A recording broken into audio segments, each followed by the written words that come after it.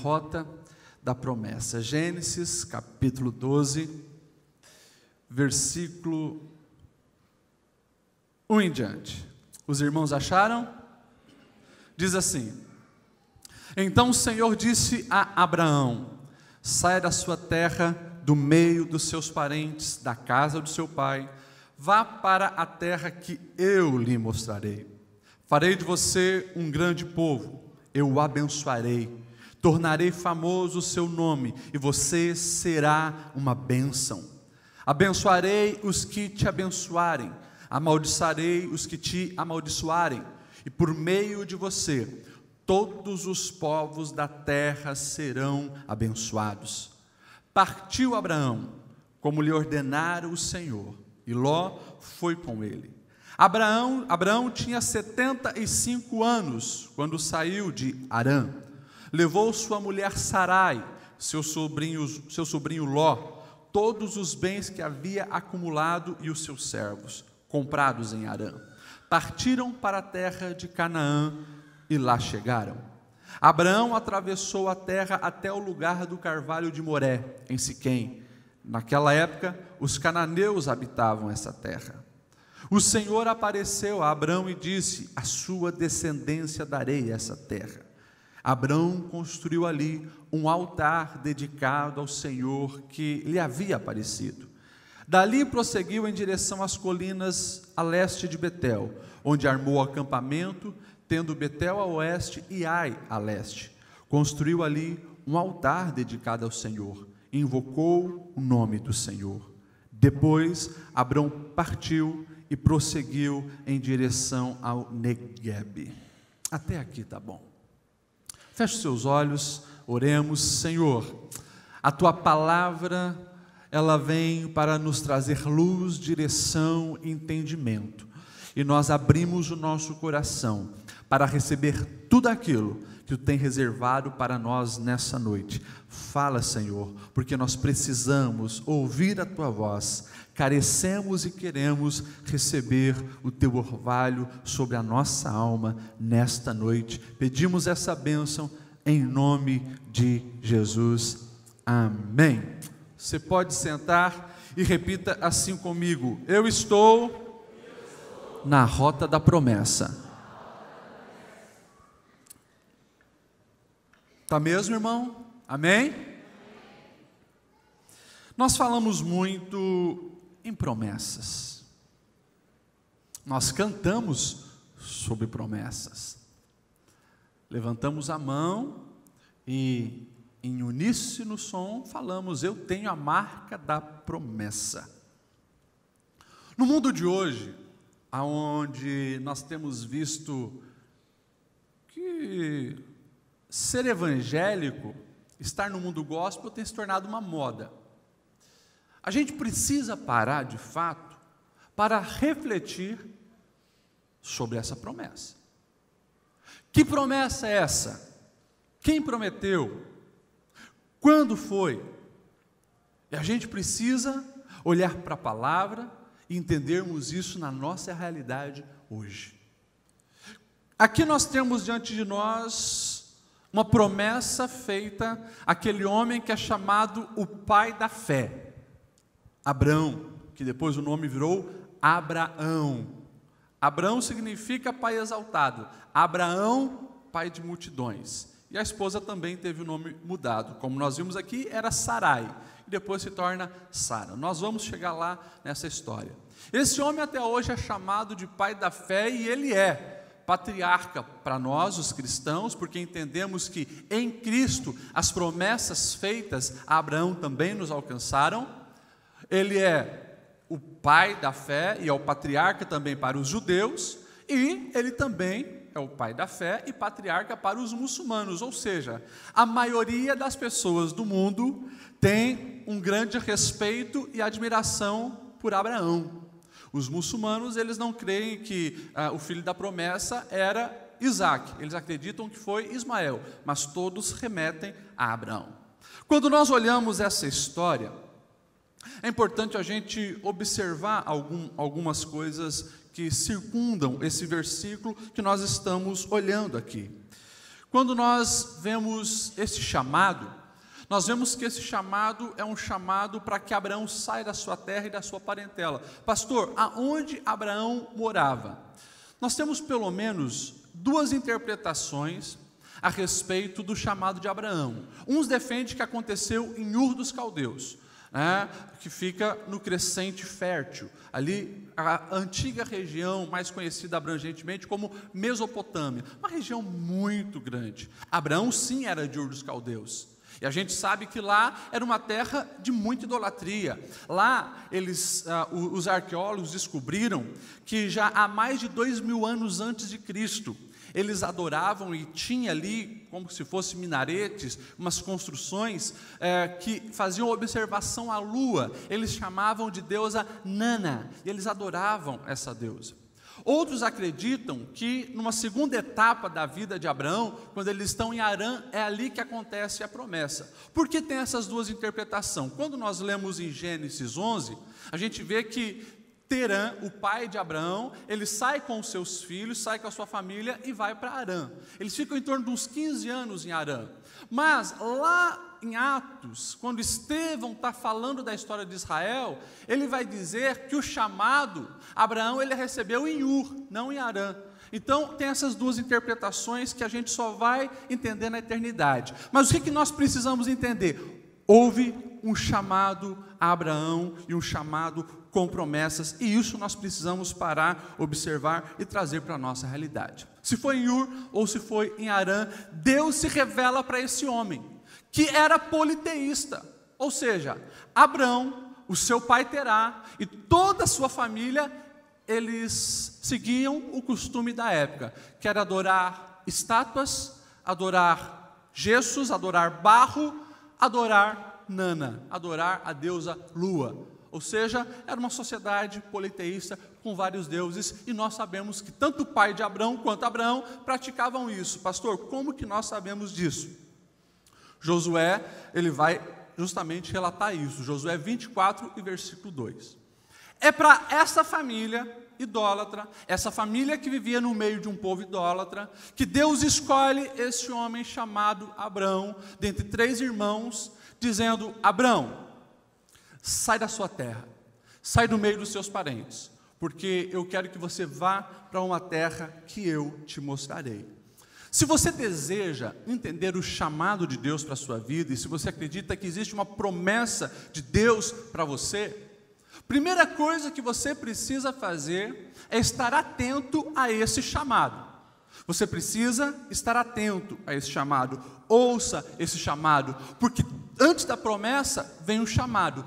Tudo começa com um chamado. O versículo 1 é bem claro. O Senhor disse a Abraão: sai da terra, do meio da sua parentela, e vá para uma terra que eu te mostrarei.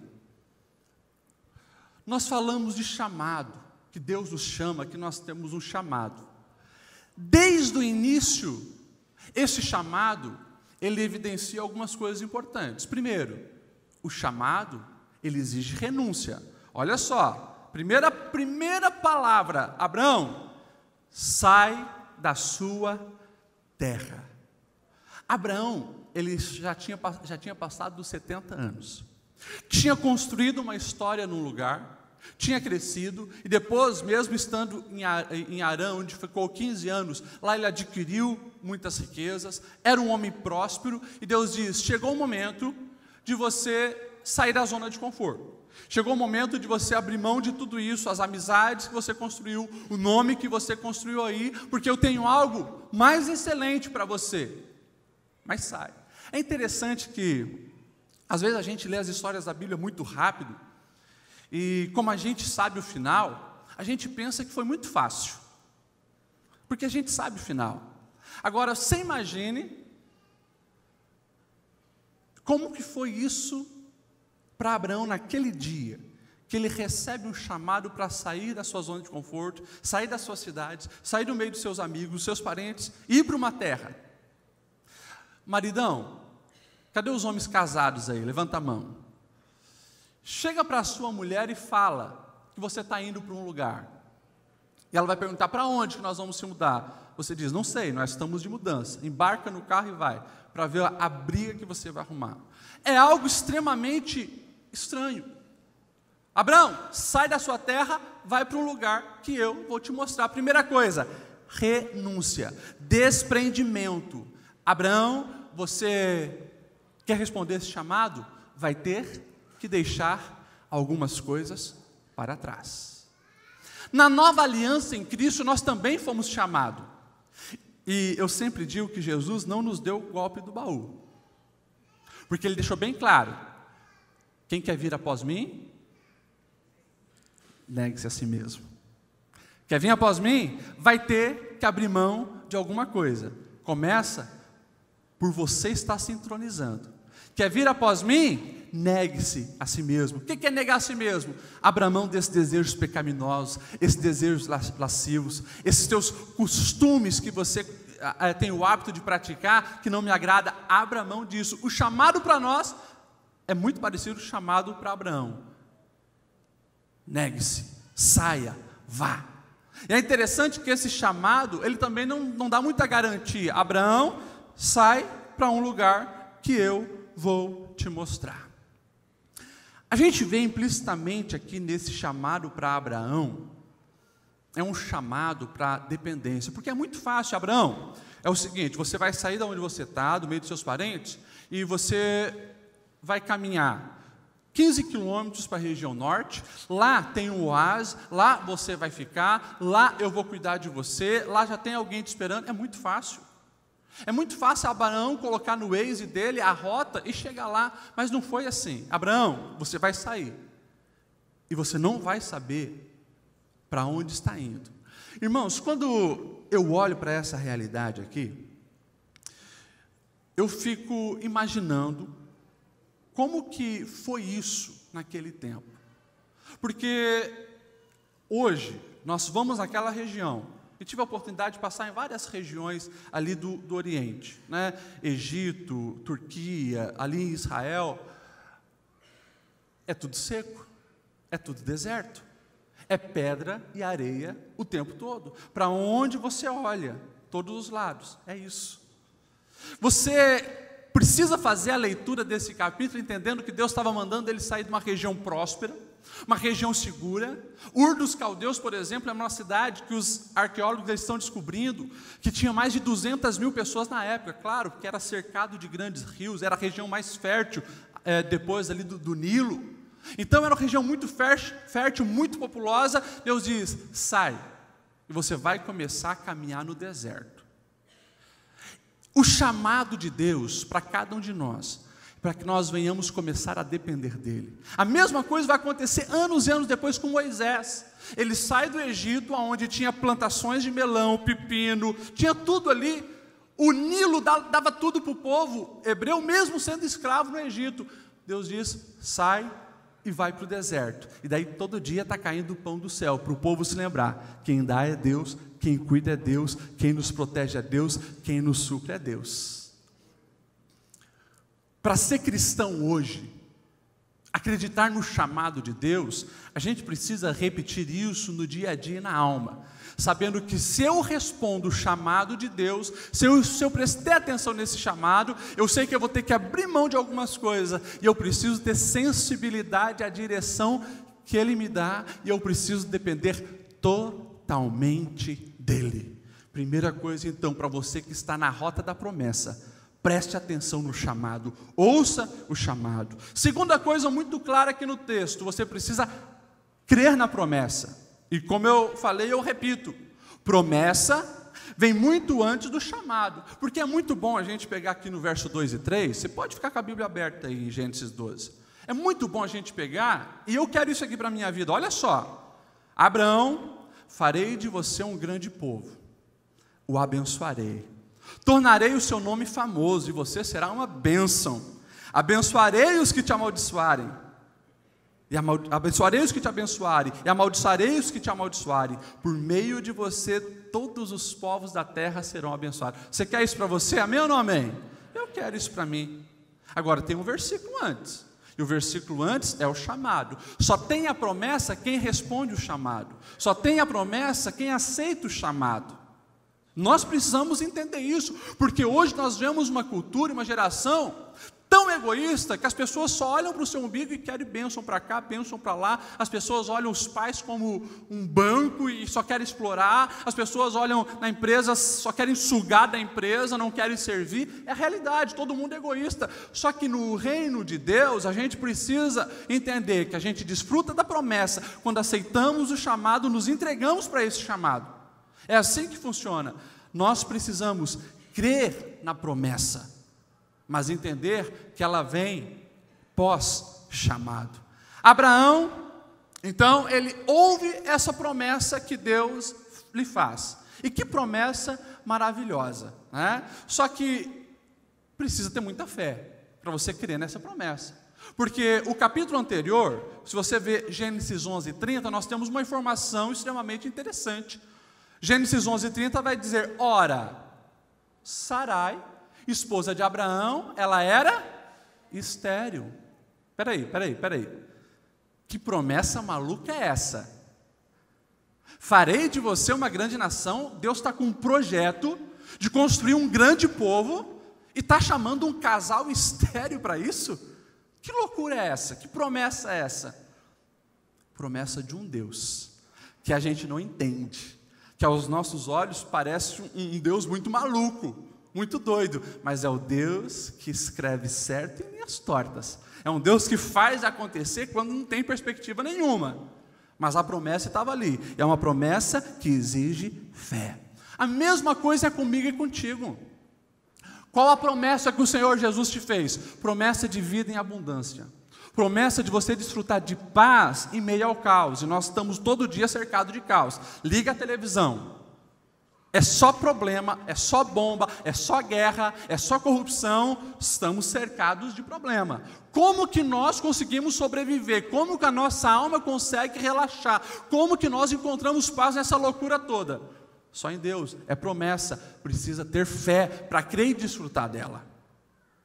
Nós temos promessa que Jesus vai voltar. Nós temos promessa que nós iremos habitar com Ele eternamente e com Ele governaremos. Promessa que a gente precisa crer. Agora eu acho interessante justamente os verbos que aparecem nessa promessa. Os verbos são: Abraão, eu farei de você um grande povo. Abraão, eu tornarei o seu nome famoso. Abraão, eu abençoarei os que te abençoarem. Abraão, eu amaldiçoarei os que te amaldiçoarem. Ou seja, a gente vê o tempo todo, para o cumprimento da promessa, Deus chama a responsabilidade para ele. Abraão, você responde o chamado. Eu vou fazer aquilo que a sua mente talvez agora não entenda. Quem sabe, Abraão estava questionando: peraí, eu estou com 75 anos. A minha mulher está com 65 anos. Esse Deus aparece para a gente, dizendo que de mim vai fazer uma grande nação? Agora é fantástico quando a gente vê o versículo seguinte, versículo 4. E aí está a terceira lição de quem está na rota da promessa: a obediência. Porque o verso 4 diz: partiu Abraão, como lhe ordenara o Senhor. Irmãos, por isso Abraão é chamado de o pai da fé. É um ato de muita fé. Você sair da sua zona de conforto, você sair do meio dos seus parentes e você ir para um lugar que você não sabe aonde vai dar, não sabe aonde esse Deus quer te levar. E mais, você está levando a sua esposa, que estava naquele conforto, estava sendo ali sempre bem nutrida, bem vestida, que gostava dos shoppings daquela região. Você está pegando ela, tirando a sua família, e indo para o deserto, para andar, sabe quantos quilômetros mais ou menos, até chegar em Canaã? 650 quilômetros pelo deserto. Por isso que a gente precisa ler esse texto com uma outra ótica. É uma ótica que não tinha estrada, é uma ótica que não tinha carro, não tinha avião, é uma ótica que tinha camelo, tinha jumento, tinha cavalo, E você tem que andar 650 quilômetros no deserto árido. Você sabe o que é isso? Isso aqui, na ótica humana, é suicídio. Abraão, você está louco em pegar a sua mulher, sair da nossa cidade, você vai para o deserto, caminhar sem direção, nem sabe o lugar onde esse Deus está te levando? Abraão, dependência total do Senhor. Abraão, ele escolhe obedecer. Pastor Lediel, o que isso tem a ver comigo? Quando nós aceitamos o chamado, crendo que a promessa de Deus vai se cumprir na nossa vida, a gente precisa fazer com que a nossa fé, ela gere atitudes. E a atitude de quem acredita na promessa, quer desfrutar da promessa, é obedecer.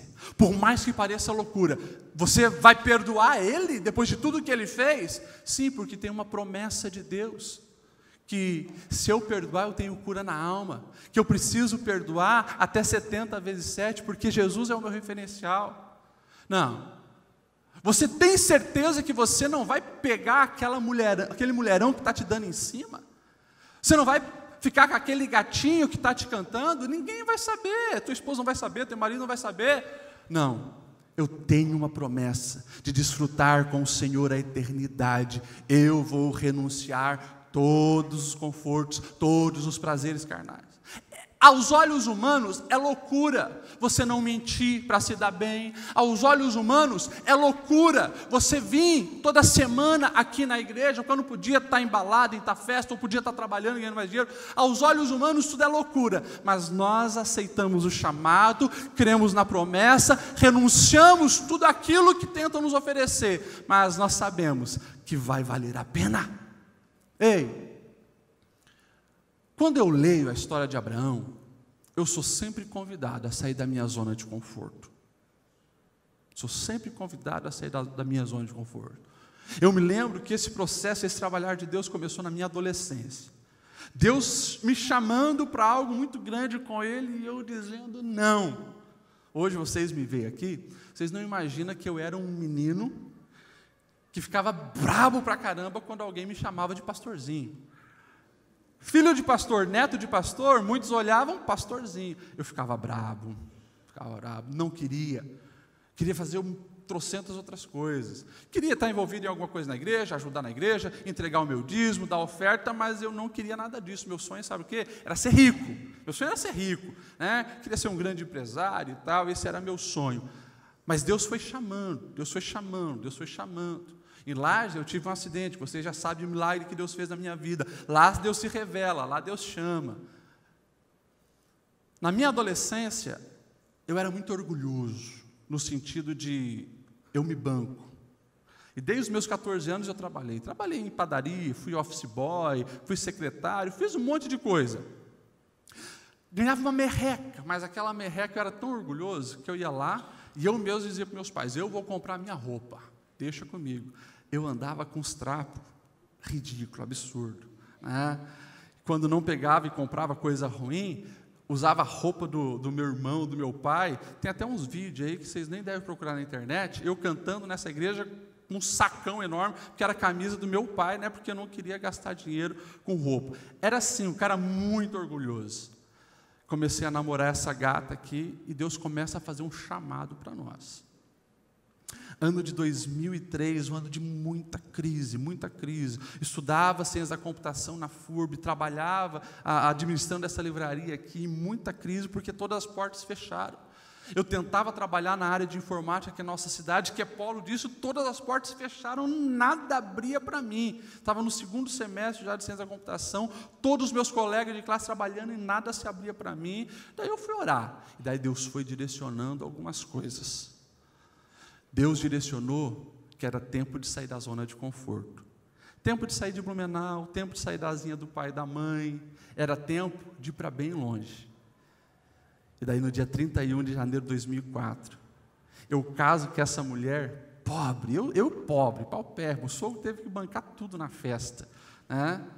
E a gente vai para Pindamonhangaba, no interior de São Paulo, para estudar. Eu nunca me esqueço do dia que os nossos familiares foram lá, deixaram nós lá, tal, a nossa casa estava praticamente toda vazia, tinha um colchão só e tal. E daí, os nossos pais, eles iam embora, deixaram a gente no centro daquela cidadezinha. E daí, eu olho para o lado dessa mulher, chorava. E daí eu, agora eu sou marido, cara? Eu com 19 anos, ela com 17. 19 e 17. Eu boto a mão no ombro dessa mulher e eu disse: fica tranquila que agora eu vou cuidar de você. Na minha mente eu perguntava: e quem vai cuidar de mim? E daí a gente começou a ver que Deus cuida. Deus começou a suprir, Deus começou a mostrar, Deus começou a fazer, Deus começou a trabalhar. Os desertos surgiram. Ixi, quantas lágrimas a gente ainda chorou junto. 4 anos fora de Blumenau, 4 anos distante dos familiares, mas 4 anos de muito crescimento, de muita experiência com Deus, de entendendo que nos detalhes da vida Deus está suprindo. Mas o que eu escolhi fazer? Eu escolhi obedecer. Essa mulher escolheu o quê? Obedecer. Eu sempre digo, era filhinha de papai, O pai dela empresário, bem-sucedido, tudo bom e do melhor. Agora, nós lá em Pindamonhangaba, comendo ovo com arroz, ou às vezes salsicha com arroz, e ela chorava, porque toda semana tinha um churrasquinho na casa do pai dela. Deus nos ensinando, Deus nos lapidando, Deus nos fazendo crescer, e Deus revelando as promessas que tinha na nossa vida. O que a gente precisou fazer? A gente precisou obedecer, sair da zona de conforto. Hoje você está aqui ouvindo essa palavra, e você sabe qual é a sua zona de conforto. Deus já te chamou algumas vezes para você sair. Deus chamou algumas vezes você para fora, para você romper. Você sabe que vai ter um processo de dor, mas você não quer sair porque está muito bem ali. Agora, deixa eu liberar uma palavra de Deus ao seu coração. Se você quer voar mais alto, se você quer desfrutar as promessas que Ele tem na sua vida, chegou a hora de romper, chegou a hora de obedecer, chegou a hora de sair da zona de conforto. Essa semana alguém chegou no meu escritório chorando: pastor, eu já passei dos 25 e eu estou frustrado por causa disso. Eu falei: é que Deus está te chamando para algo novo e você não está obedecendo. Você precisa sair, você precisa romper. Cara, você passou dos 25, você está com uma culpa enorme porque ainda está na casa dos seus pais. Dentro de você a sua alma está gritando para você construir a sua vida, mas você tem medo. Eu falei: aceita o chamado de Deus, faça essa aliança com o Senhor, e você vai ver que vai dar certo, obedeça ao chamado, se entregue, se doe, vá além, mas é tempo de sair da zona de conforto. Deixa eu correr que tem mais 2 pontos que eu preciso falar para você, que está na rota da promessa. Falei que você precisa ficar atento ao chamado, falei que você precisa crer na promessa, você precisa obedecer às orientações. 4ª coisa, preste atenção nisso, você precisa constantemente construir altares. Nós estamos no primeiro capítulo geral que fala sobre a vida de Abraão. E aqui, nesse inteirinho, nós vamos ver pelo menos 2 vezes Abraão construindo altares e invocando o nome do seu Deus. Pastor Lediel, o que isso significa? Significa manter o relacionamento com Deus. Não adianta você aceitar o chamado, você crer na promessa e você obedecer 1 vez, 2 vezes, Senhor. Você precisa regar sempre a sua alma com as instruções de Deus. Você precisa criar um vínculo com os céus. Você precisa estar todos os dias invocando a presença do Senhor. É fantástico quando o texto vai dizer assim, olha só, o versículo 6. Abraão atravessou a terra até o lugar do carvalho de Moré, em Siquém. Naquela época os cananeus habitavam essa terra. Sabe por quê? Eles registraram isso aqui. Falaram de um carvalho de Moré. O que tem a ver carvalho de Moré? Por que falar que naquela época os cananeus habitavam nessa terra? Sabe por quê? Esse carvalho de Moré, como era costume na época da antiguidade, grandes árvores frondosas, eram lugares de culto a deuses pagãos. Essa árvore, ali, nesse lugar, era um lugar de idolatria. Era um lugar onde eles invocavam outros deuses. É ali que Abraão chega, e ele faz questão de, sabendo que os seus vizinhos iam perceber, ele começa a construir um altar. O que é um altar? Naquela época, altar era provavelmente pedras que ele pegava, colocava, fazia como se fosse uma altura desse púlpito de pedras, e em cima sacrificava um cordeiro a Deus. Isso era as oferendas que se faziam, e ali ele invocava o nome do Senhor. Ali era uma demonstração de pacto. E quando nós falamos de altar, nós falamos justamente disso, é buscar experiências com Deus que são marcadas na nossa alma, indeléveis na nossa alma. Isso precisa acontecer. Sabe por que muitas pessoas, elas até ouvem e entendem a promessa, elas creem na promessa, e elas começam a dar os primeiros passos da promessa, em direção à promessa, mas param? É por causa disso aqui, porque não constrói altares ao Senhor, porque esquece de alimentar a alma, esquece de dobrar o joelho, estar na presença de Deus, esquece de todo dia ir buscar o maná da alma através da oração. Então você que está na rota da promessa, você precisa entender isso. Não se pode negligenciar o relacionamento com Deus. Não adianta estar aqui toda semana, mas entre as quintas-feiras, como eu digo, você não busca Deus, você não ora, você não constrói os teus altares. E daí passa a semana conturbada, passa a semana cheia de problema, às vezes até esquece a promessa, daqui a pouco não está mais aqui recebendo esse gotejar semanal, se perde nos caminhos da vida. Quantas pessoas já sentaram nessas cadeiras e nesses bancos que não estão mais aqui, estão na pior? Escolheram o caminho do erro, do pecado, abriram mão da promessa, sabe por quê? Negligenciaram a construção dos altares. Sabe por quê? Muitos se deixaram levar pela influência dos cananeus, preocupados, o que os cananeus vão pensar? Abraão não estava nem aí. Se os cananeus querem adorar árvore, querem adorar barro, querem adorar cimento, querem adorar chão, querem adorar a lua, o problema é deles. Eu vou invocar o meu Deus, aquele que me chamou, aquele que está me conduzindo. Abraão, ele constrói altares. Para a gente finalizar, o capítulo 12, ele vai dizer que Abraão também comete erros. O pai da fé comete erros. Nós vamos ver os próximos versículos dizendo que Abraão, ele fica um tempo ali naquela terra onde estavam os cananeus, mas o verso 10 vai dizer: houve fome naquela terra, e Abraão desceu ao Egito para ali viver algum tempo, pois a fome era rigorosa. Abraão, ele está indo em direção ao Egito, e ele olha para sua esposa, Sarai. Quantos anos que eu falei que Sarai estava? 65 anos. Mas ele olha para aquela mulher, caramba, essa mulher é um mulherão mesmo. Ô mulherão. Mulher bonita. Não sei o que ela fazia para conservar a sua beleza, mas chamava atenção. Talvez porque alguns dizem que não teve filhos, né, para estressar ela, mas não sei. Ela estava inteirona. Abraão olha para ela e diz: nós vamos chegar no Egito, você sabe como que as coisas funcionam lá, né? Eles vão ver a tua beleza. O faraó vai te desejar. E para ficar contigo, ele vai me matar. Naquela época, os reis, os ditadores, né, e os faraós no Egito, eles faziam justamente isso.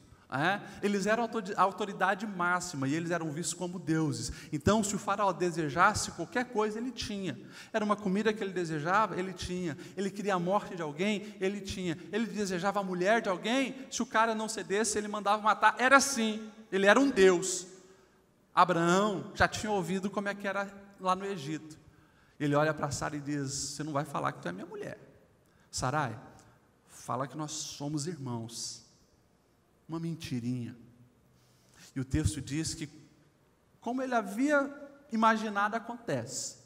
Eles chegam no Egito, Faraó arregala os olhos para aquela mulher. Que mulher bonita, que mulher maravilhosa, quero ela para mim. E eles mentem dizendo que era irmã de Abraão.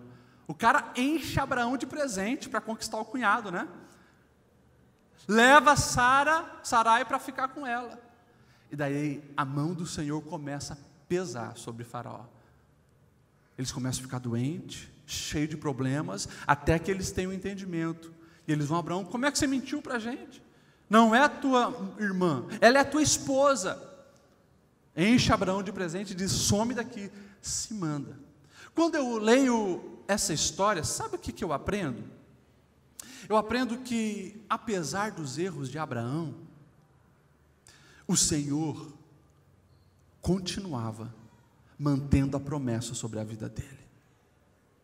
Mesmo com os erros de Abraão, quando alguém quis causar mal para ele, mesmo sem saber que era o caso de Faraó, a maldição foi sobre Faraó. Deus estava mantendo a promessa que ele havia acabado, que nós lemos ali: amaldiçoarei os que te amaldiçoarem. E mesmo Faraó fazendo isso inconscientemente, estava sofrendo a punição de Deus, e Deus dizendo: Abraão, mesmo você sendo falho, errante, pecador, a gente às vezes assusta, né? Porque o pai da fé, baita covarde, né? Deu uma mulher para o cara. É esse tipo de gente que Deus continua mantendo a aliança. É esse tipo de gente que Deus continua mantendo a promessa. Sabe o que eu aprendo com isso? Eu aprendo com isso que a gente não pode ceder às pressões malignas quando nós caímos e erramos. Nenhum de nós somos perfeitos. A gente falha, a gente erra, a gente comete equívocos. E sabe qual a primeira coisa que o nosso adversário faz? O diabo vem apontando os dedos, acusando: já era, agora não tem mais jeito para você, a promessa caiu por terra, não tem mais chamado para a sua vida. Mas aí quando eu leio que Deus tira Abraão lá do Egito e continua mantendo a promessa sobre a vida dele, eu sei que os olhos de Deus são olhos misericordiosos. Ele perdoa os nossos pecados e Ele continua mantendo as promessas sobre nós. Eu não sei o que você já fez na sua vida, mas todos nós estamos aqui, são pecadores. Talvez você fez coisas terríveis, e quem sabe até hoje o teu adversário te acusa, dizendo que você não é digno de ser abençoado, que você não é digno de prosperar, que você não é digno de desfrutar as promessas. Eu venho como um homem e profeta de Deus aqui dizer para você: as promessas estão de pé. Deus perdoa pecados e Deus mantém a aliança, porque Ele é fiel. Se coloque em pé nessa noite. Primeira parte só dessa mensagem, na rota da promessa. E você ouviu aqui que é preciso estar atento ao chamado de Deus.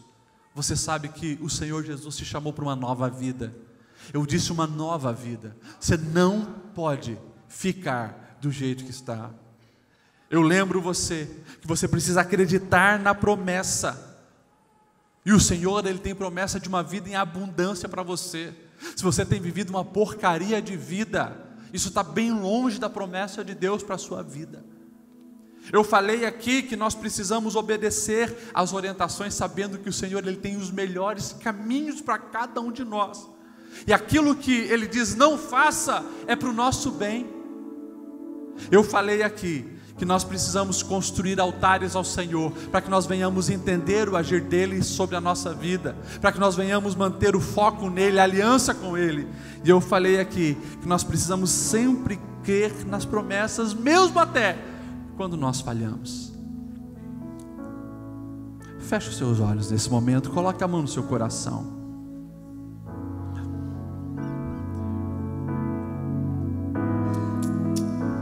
Se tudo está difícil, a multidão já te cansou. Pense sobre o teu chamado, pense sobre a tua promessa. Deus nunca falha e nunca falhou.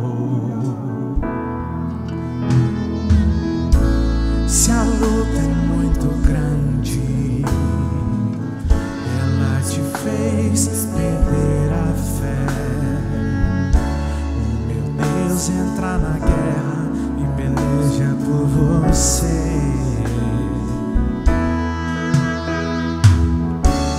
Levante os teus olhos e veja o sobrenatural. Quem tem promessa de Deus nesse mar.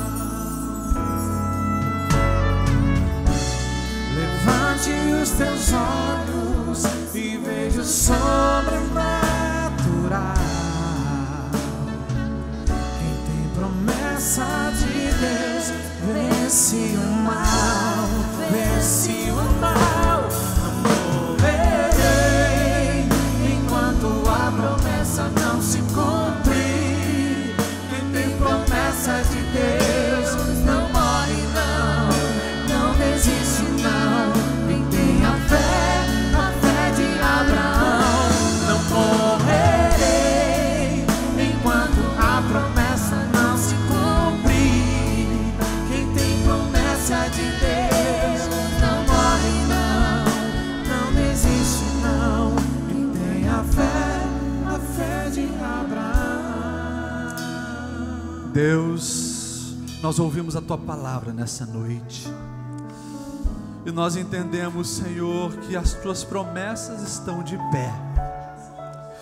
Por mais que alguns pensaram que não, por mais que algumas acusações tentaram tirar elas da nossa vida, as promessas estão de pé. E nós queremos, Senhor, estar na rota da promessa.